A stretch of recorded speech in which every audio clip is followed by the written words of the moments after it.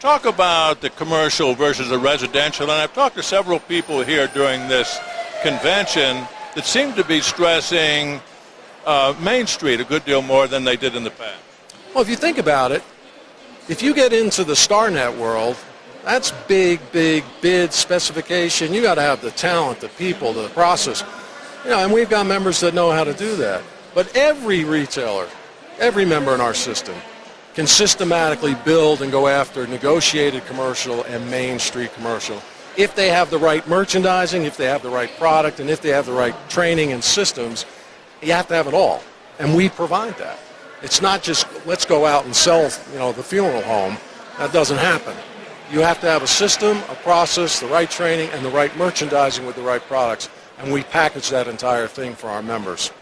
Well, it seems to me, and I don't know, it seems like over the years I would ask retailers, and we have some, but we're not sure how much, and it wasn't something they concentrated on. Now, at least a lot more of them appear to be focusing on doing it, making the calls, getting out in the field. And we spend a lot of time making sure that they know how to track and manage not just the activity, not just going outside the four walls to get that business, but also how to measure it, how to measure the profitability, how to stay in contact with that commercial client.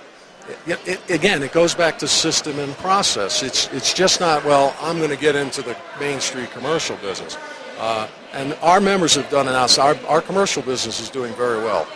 Talk about shifts as you see them between the various categories in the retail sector. The big box players are gaining share, I suspect. You appear to be gaining share. Who's losing share? I think a lot of the smaller independents that are non-aligned. I mean, look, we grew at twice the industry rate.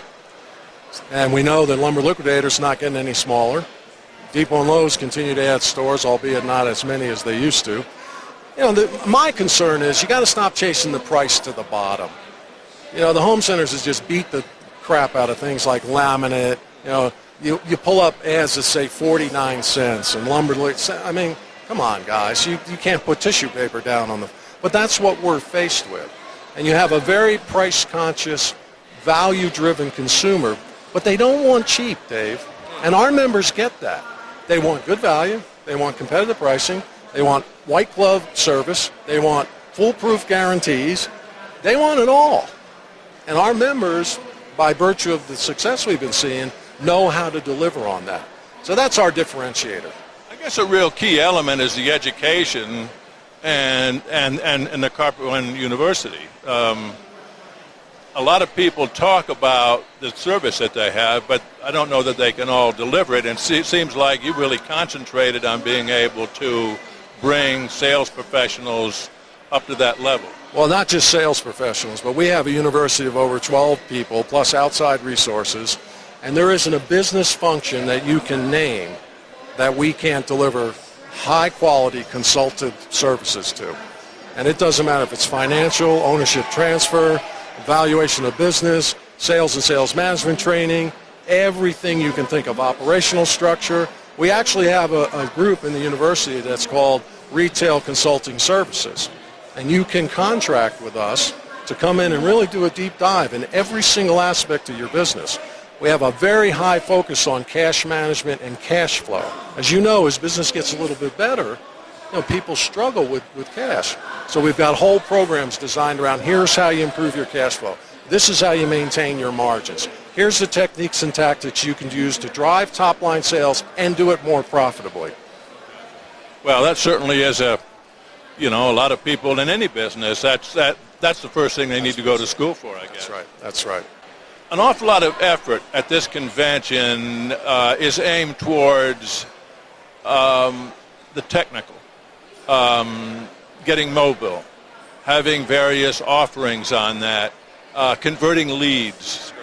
And that's interesting, and I saw, 88%, whatever it was, 80-some-odd% of people that do shop on the Internet and do fact find and do their research, and more are doing it on various mobile devices, and a lot of the stuff you just introduced here has to do with that. Yeah, I don't think that's a mystery to anybody in any retail. You have to be digitally savvy. You have to have a complete integrated program. You have to know where to invest and when and how, which we do. But you have to have all the other pieces. See, all of it comes back to execution. Even though 80% of the people are online doing whatever they're doing, researching, price comparison, looking at product, the majority of them, 75% in our category, go into a brick and mortar store. And that's where the experience has to happen. So we're all over the internet in every type of platform you can think of and getting very, very good results. More leads, more time on site, more clicks, more recognition. We do know this. If we get in the consumer's consideration set with all our competition, we're going to win the majority of the time. We just have to make sure Mrs. Jones finds us. And that's what we're working on. Because when they find us, I mean, we got the best professionals in this industry. They're going to close the deal and get that consumer's business. Do you feel that consumers are now shopping more stores? Are they going in physically to more stores now than they did, months and years ago? I don't know if they're going into more stores. I can tell you that they're going on to more websites. I mean, the furniture industry and Furniture World magazine, they say over 10 websites when a consumer's shopping. You imagine that for a sofa? In our business, we think it's close to 4 to 5. And it's easy. It's click, click, click. People are online all the time.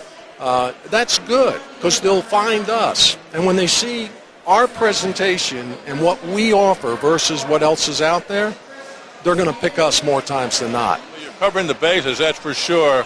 What do you see going forward? We just saw GDP come out today, an improvement. I don't know if you want to write home about it, but it's going in the right direction. Things look to be going in that direction. What do you see going forward?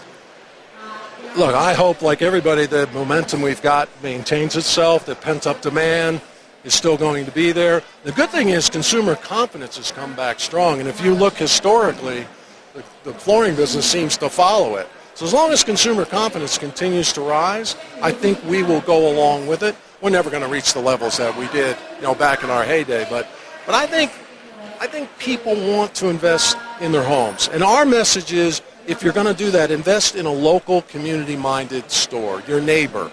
And we're going to push that message really hard in this coming year. Eric, thanks very much. You put on a great show. Dave, it's good to see you. I'm glad you came. Thank you very much. Yes, sir, my pleasure. We've been talking with Eric Demaree. He is the president of Carpet One. We're at their 2013 Summer Convention in Denver.